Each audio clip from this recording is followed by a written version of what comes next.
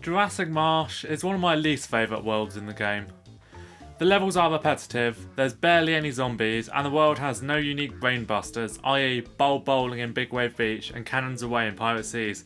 However, there is one great thing about the world, and that is that it has some fantastic unlockable plants. Every plant is a gem, figuratively, not literally, and help combat the dinosaurs and zombies.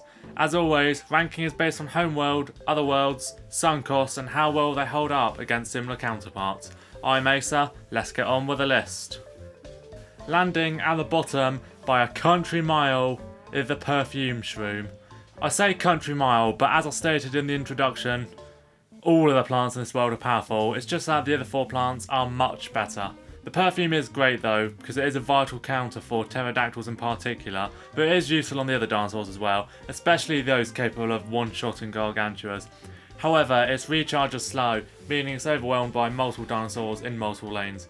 This is problematic when it comes to the pterodactyls, but if you have the imitator, which I do, you can use that to help remedy the recharge.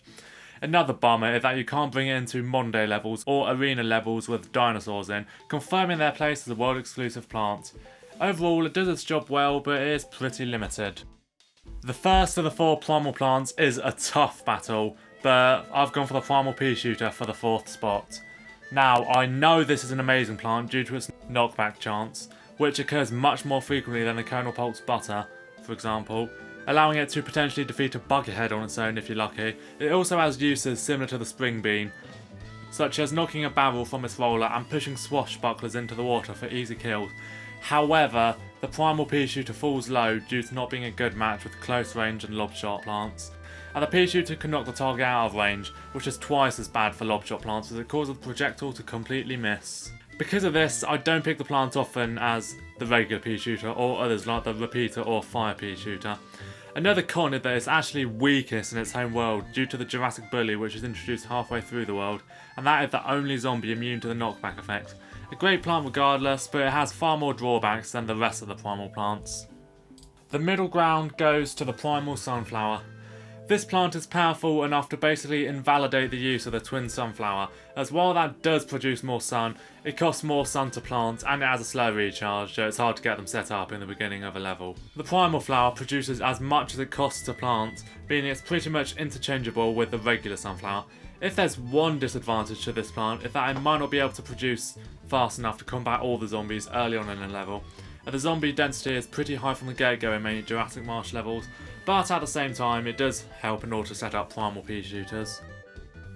The runner-up is the Plum Walnut. It may have missed out on the top spot, but this is one of the best and probably one of the most OP plants in the game. Although it costs 25 more sun than the modern counterpart, it has a very fast recharge, equivalent to most standard attacking plants, which makes your defense almost unstoppable. Another high benefit of the plant is that it takes 3 smashes from a Gargantua, and the seed packet can refresh before the Gargantua destroys the nut, so you can continuously stall one.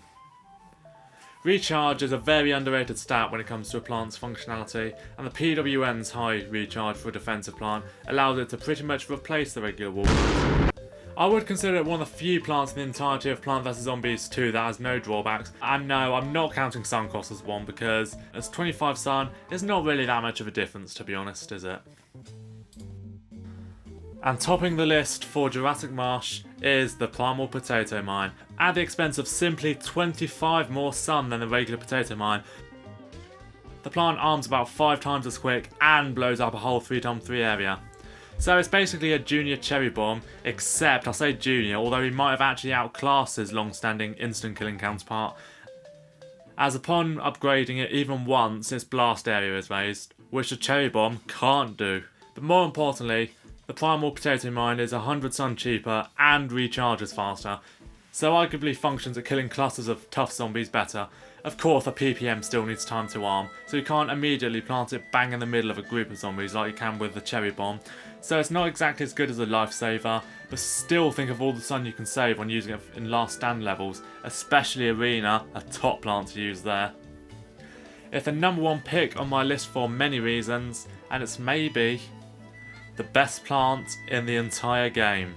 Discuss with me in the comments below of what you think the best plant in the game is and your ranking of the plants in this world. I'm Asa, thanks for watching. Please remember to subscribe if you're new and give the video a like.